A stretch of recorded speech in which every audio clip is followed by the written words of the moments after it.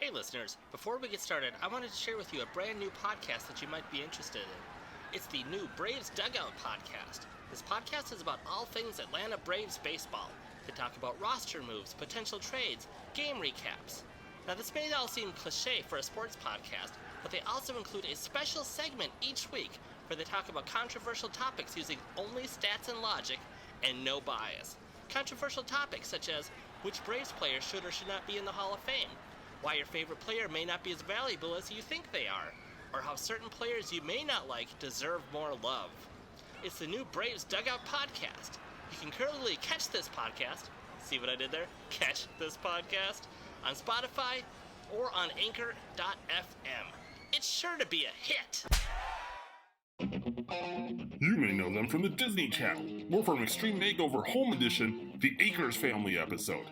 I know them from my daughter's posters on her wall. You guessed right. The Joe Bros go toe-to-toe with their all-new Joe Bro Micro GoPro with a slow-mo elbow. Whoa! This is no so-so Rococo Joe Bro Snow Globe photo from Tokyo. Oh no!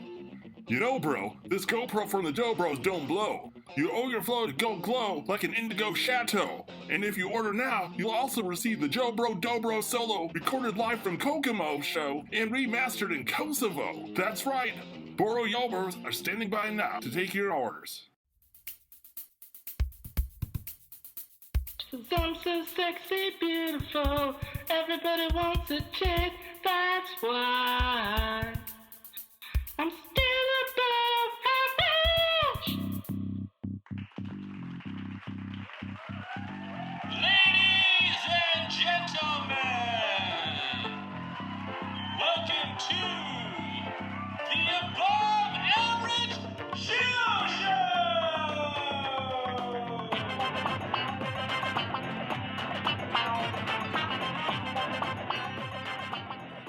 Hello, everybody, and welcome to another episode of the Above Average Joe Show. Today's guest has worked on several projects, including Avengers Infinity War, Black Panther, Ozark, The Hate You Give, Spider-Man Homecoming, Neighbors 2 Sorority Rising, Baby Driver, Gifted, not to be confused with The Gifted, but Gifted, which we will talk about later on in the episode, The Originals, Vampire Diaries, and The Resident. She has also worked on a lot of Dolly Parton movies that have come out recently. She is a stand-in on the Dolly Parton movies. Today's guest is AnnaLily East. AnnaLily, how are you doing today? I'm doing really well. Thanks for having me on the show.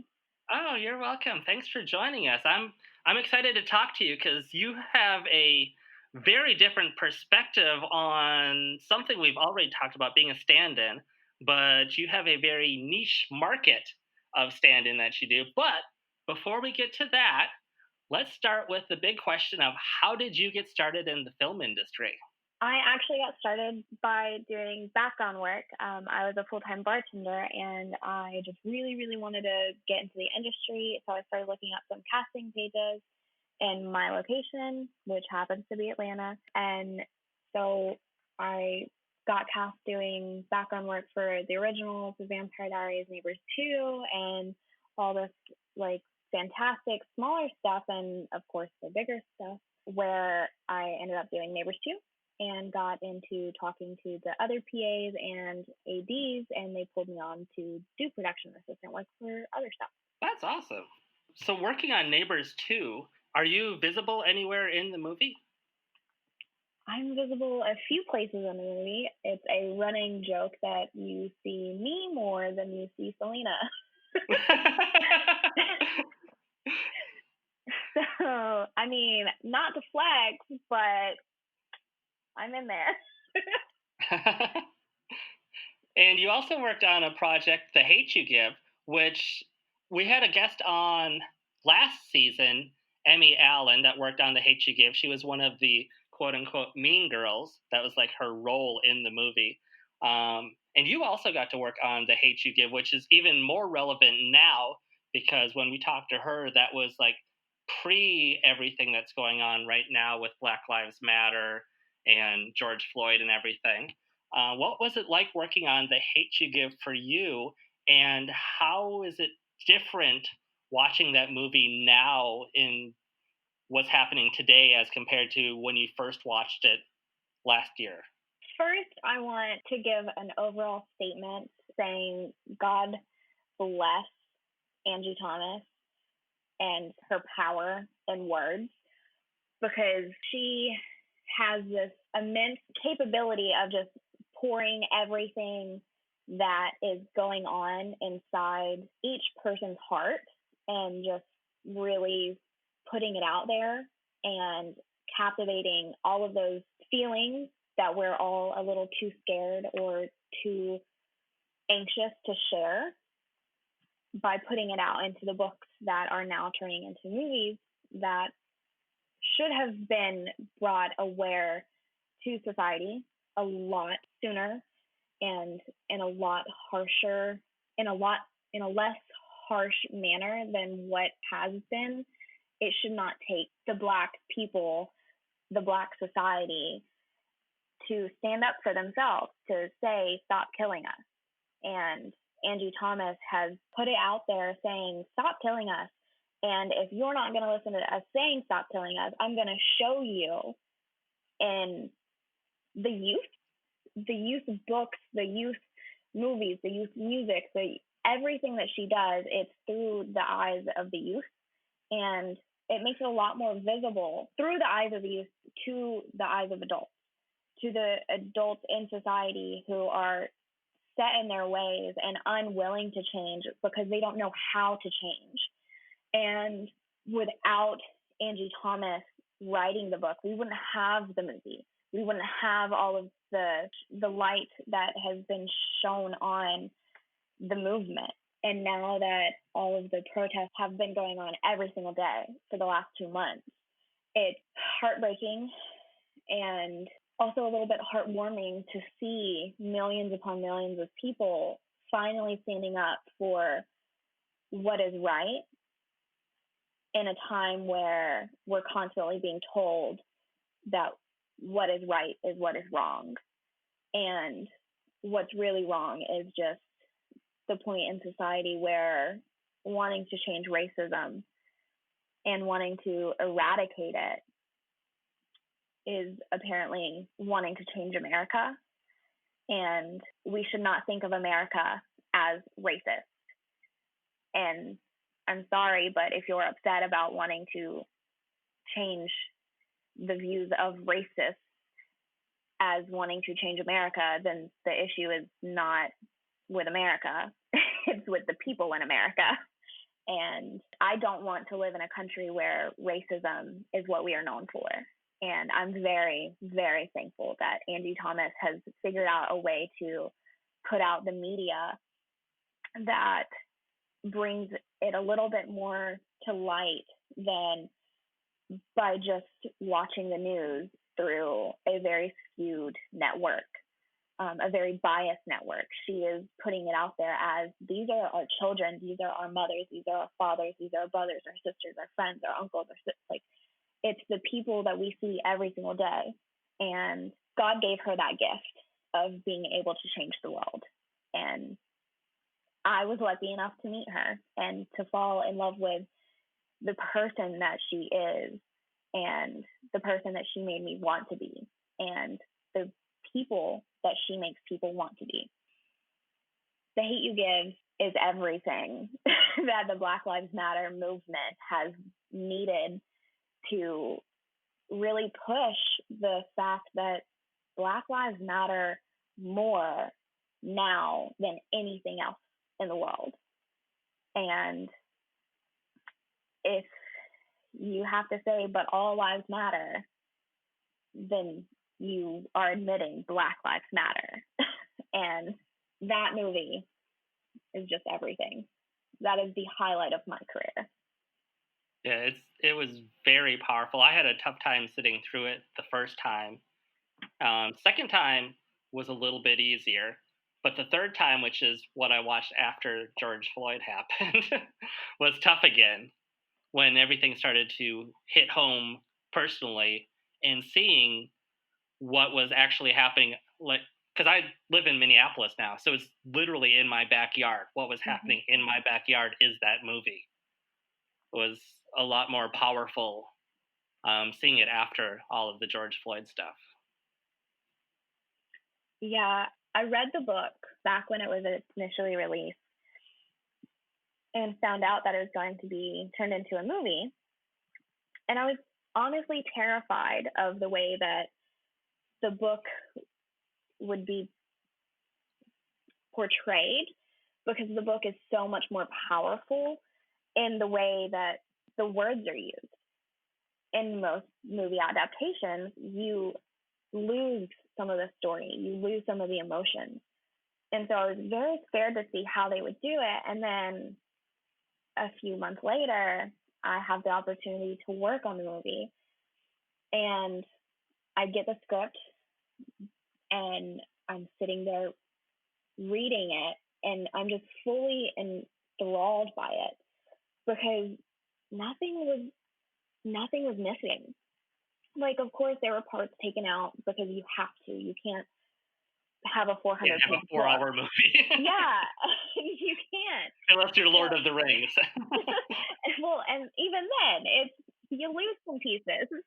But so I'm sitting there reading the script, and I am just sobbing, because all of the emotions that are evoked in the book I have for the movie. And it's if you have the opportunity to look at a script and compare it to what you are watching on screen, it's a very different experience, because yes, a script is just a guideline, but the movie it's the props, it's the set deck, it's the actors, it's the background, it's the place.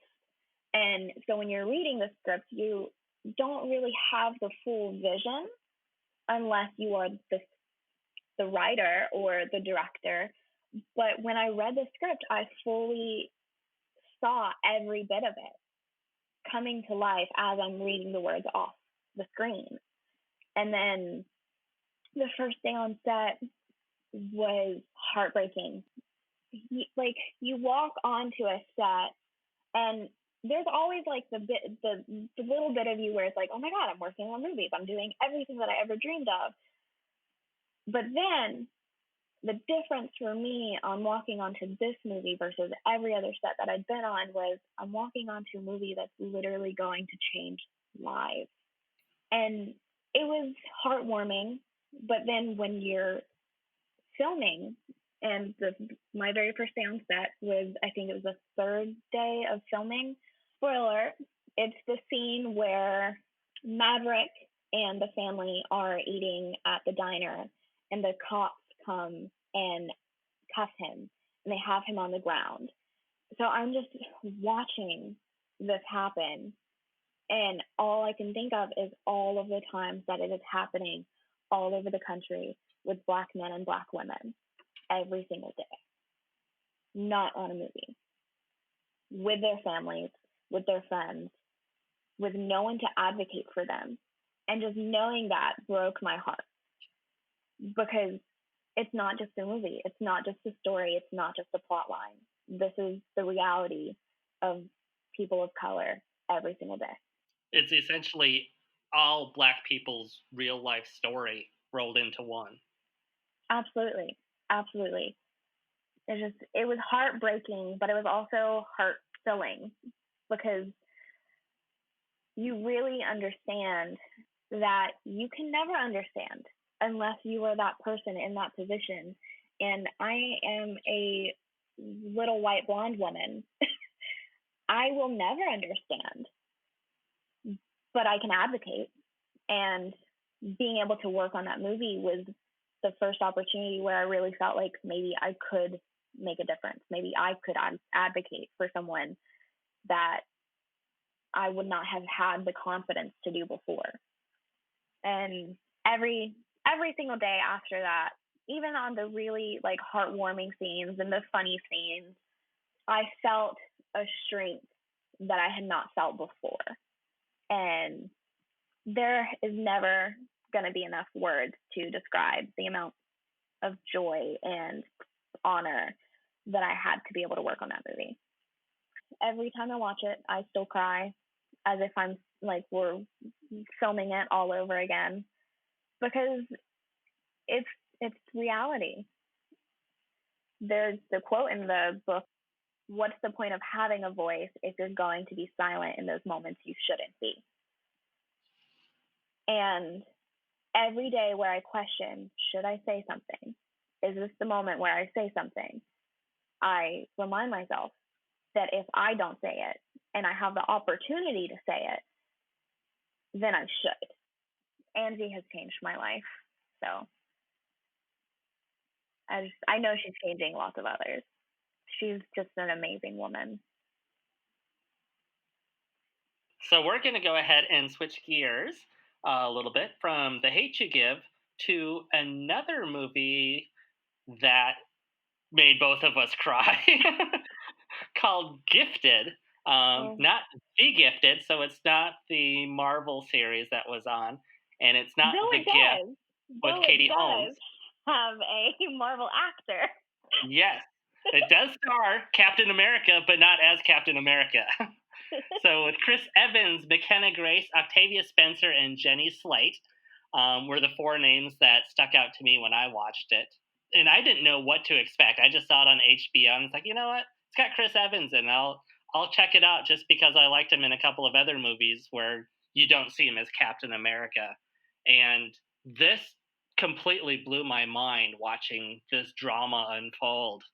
But you got to work on it for a little bit. Do you want to talk a little bit about working on it and how heavy of a movie this was to you too? Yeah, I've been very incredibly fortunate in being able to work on some truly impactful movies. Gifted was one of the first movies that I really had the opportunity to be a part of without the responsibility of anything more than just being background. I was just a college student in some of the college scenes with McKenna, and we get on the set, and I don't know how much anyone really knows about McKenna Grace. She is a young actress. She has been in the industry since she was, I think, 4 years old. I think was when she like was half of her life.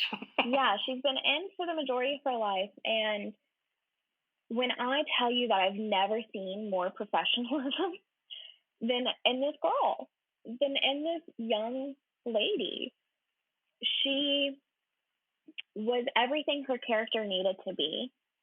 And the grace that she had in the words that she spoke and the actions she did, and just the way that she really became her character without losing the childlike essence was just phenomenal. She truly became this sort of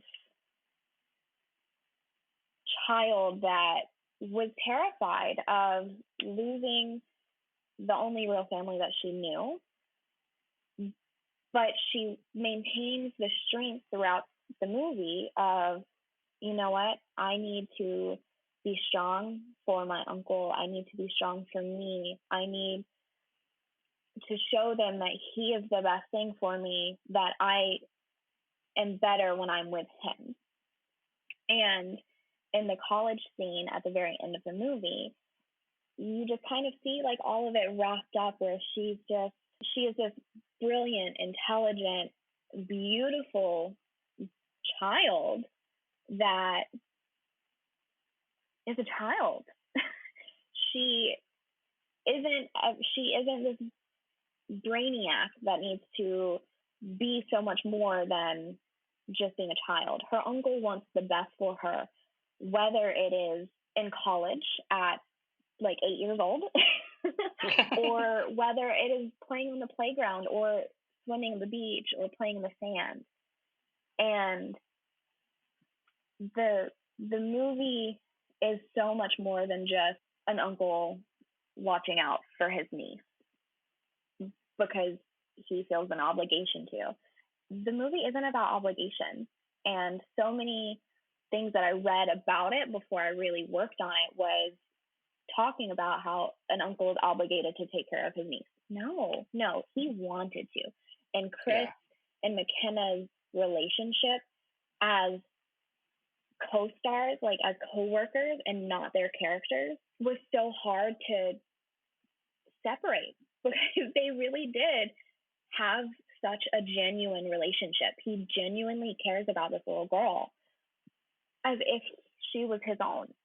And it was just so sweet and wonderful to be able to see him in that role, but also inspiring to see this little girl being so professional.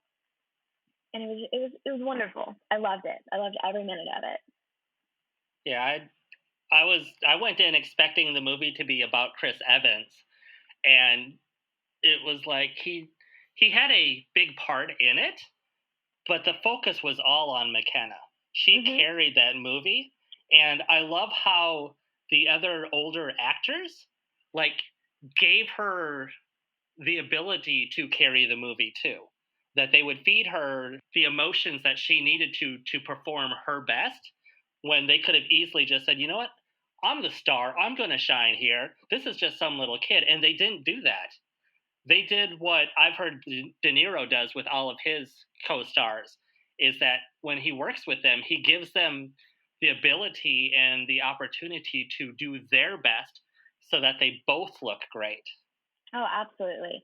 And when you watch Chris Evans and almost everything that I've seen him act in, he becomes the character so flawlessly in everything he's done, whether he's Captain America, whether he's in Gifted, whether he's in the What's Your Number, or but it's not that he's Chris Evans, who Chris Evans is as a person, as a celebrity. It's as his character, because he's just an authentic person. And I think that that is probably the most fascinating thing about watching him and McKenna, was because she fed off of his authenticism in so many brilliant ways that only a child could do. And speaking of McKenna Grace, being a child actor, you also worked with some child actors on a project called Dolly Parton's Coat of Many Colors, but you got to work in a capacity that most of the adult population is not able to do, because you got to work as a stand-in for the children, which is a little bit different than a regular stand-in. And this is something that I wanted to talk to you about, to talk to our listeners about. What is like some of the different techniques and tricks that they do for taking a 5-foot adult to stand in for a 3.5 to 4 foot child? So a lot of the things that we do is typically bring out apple boxes, and we'll put like a pillow or something on the apple box, and we kneel down on those, trying to get the closest height to the actor. If the apple box doesn't work, I typically prefer to just do the splits. I like going to whatever height is best. And then a lot of it is just camera angles help a lot. And then if the apple box doesn't work, normally it's just kneeling or bending in some form or fashion. A lot of the camera angle work will be a big factor in trying to find the perfect height. I know when I worked on Ozark, I was a stand-in for Jonah. He was a little bit shorter than me, maybe 6 inches shorter than me at the time. And so typically what worked best was just making sure that I don't wear heels, or making sure that I'm wearing the same colors to make sure like the color schemes match. A lot of times it's the height, it's the hair, it's the clothes. I have very blonde hair. Sometimes they can't find a stand-in around a child's height that has the like color hair of the actual child. So we'll put on like beanies or hats or some sort of something to get closer to the hair color, making sure that like we're wearing similar clothes. Sometimes we'll even wear the same clothes if you wear the same size shirt when the photo doubles aren't available. They'll use the photo doubles outfit for that, just so that they can get more of an idea without having to go into the photo double book. And it's definitely a lot more fun being a child stand-in my eyes, because the hours are shorter most of the time. Oh, that was actually one thing I was wondering, because I'm never on set with the kids, so I don't know when people get wrapped or anything. And I was curious, since kids, depending on their age, they can work like 4 hours, 6 hours, 8 hours max days.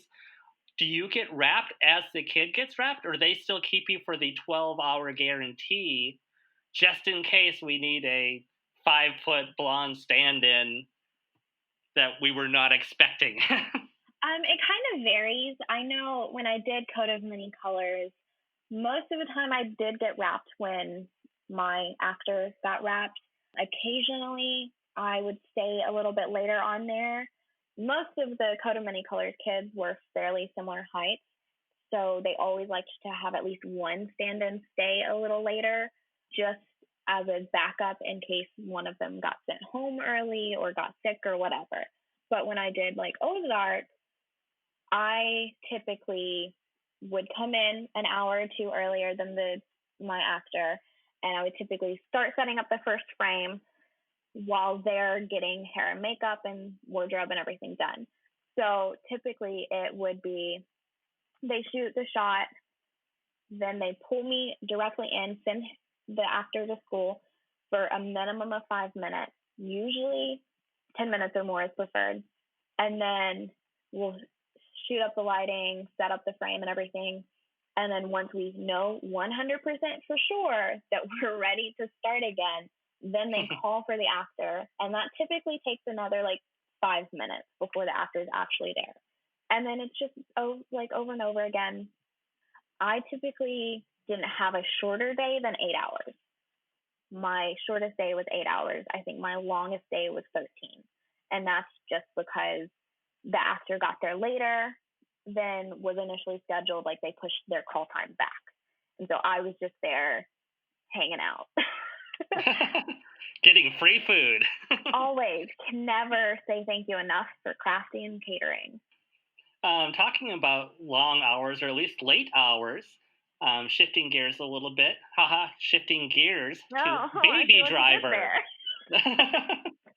You worked on the movie Baby Driver as a production assistant, and you worked on some of the big nights that they had along Peachtree Street, where they literally shut down downtown Atlanta to film cars racing at 70 miles per hour down the main street of Atlanta.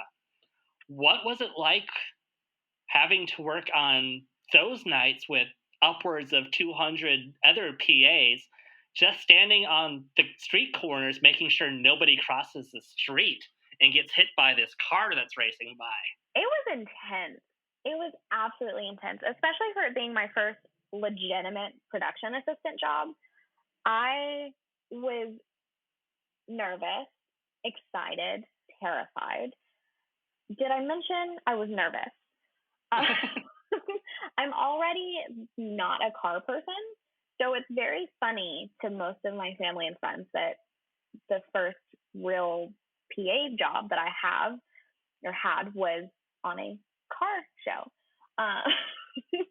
But the very first night that I worked, our call time was 6 p.m.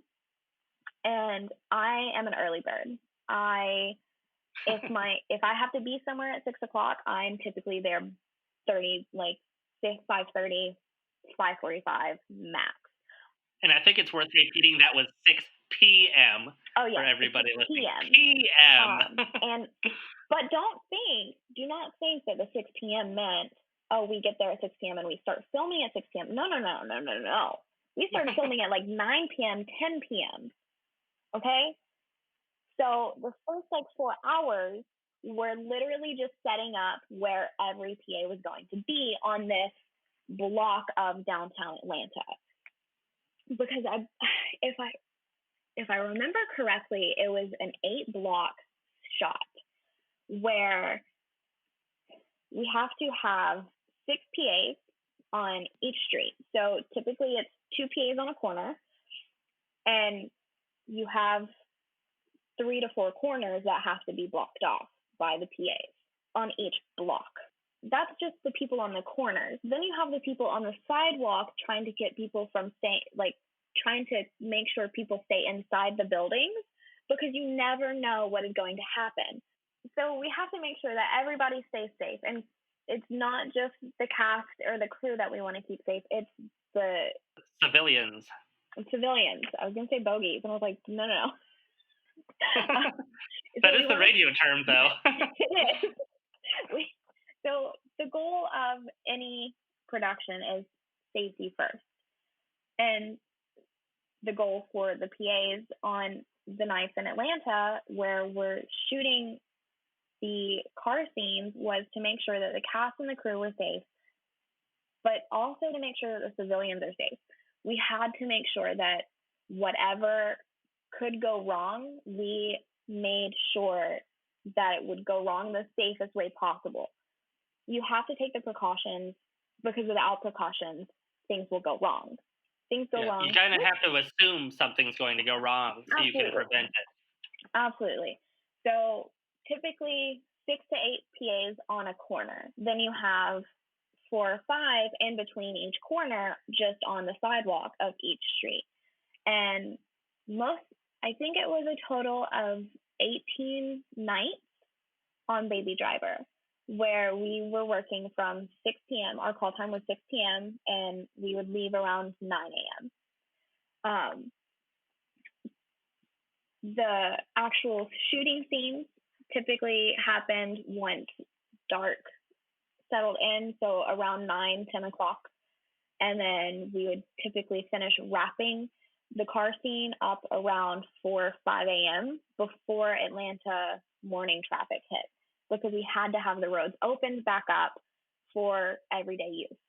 It was intense and wonderful in every form of the words.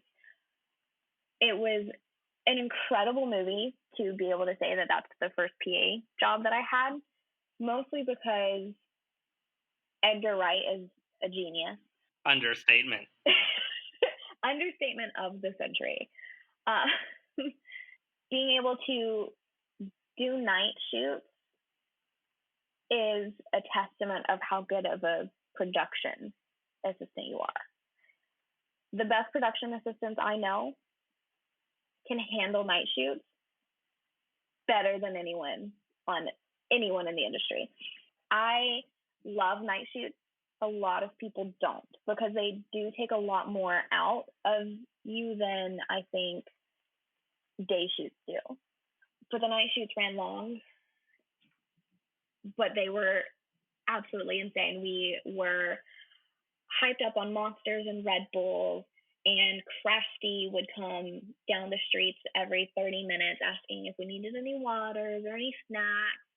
And the best night ever was Monday morning at 5 a.m. when Crafty came with those Chick-fil-A biscuits. Oh, wow. It was a shock. It was a blessing. That's awesome. Thank you. So let's go ahead and get things wrapped up. Before we close out, though, as always, let's go ahead and where can people find you on social medias? You guys can catch me on Instagram and Twitter at Call Me AnnaLily. Literally the words "call me" in my name, AnnaLily. So Call Me AnnaLily on Instagram and Twitter. Most of my chronicles involve being a single mom and missing the film industry. And occasionally you can catch me thirsting over the Jonas Brothers. And by occasionally, I mean every other post. I was going to say, you're leaving out the biggest part of it.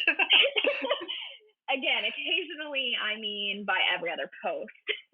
And we will go ahead and share all of those social medias on our social medias, as always, on our Facebook, Instagrams, and Twitter.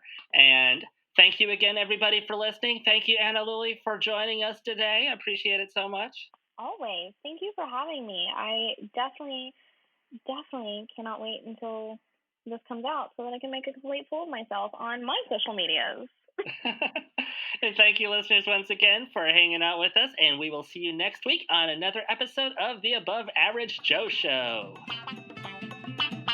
Featuring AnnaLily, the hottest lady you'll ever know.